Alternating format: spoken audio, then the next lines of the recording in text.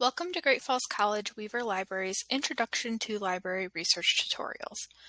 We've designed these tutorials to help familiarize you with concepts and skills that will help you seek, evaluate, use, and create information to achieve your personal and academic goals. Our goal with these tutorials is to help you develop information literacy skills.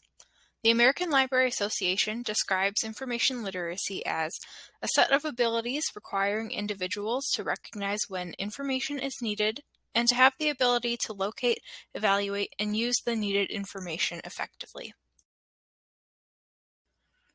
The Introduction to Library Research tutorials are intended to help you answer questions like, how should I search for sources? Can I trust the information I found? And how and why do I cite my sources? By focusing on critical thinking, evaluation, and research skills. It is recommended that you progress through the Introduction to Library Research tutorials in the order that they are presented.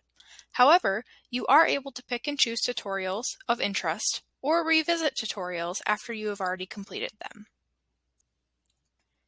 If you have questions while you are working on these tutorials, please reach out to staff at Weaver Library by calling or emailing for assistance. Created using Powtoon.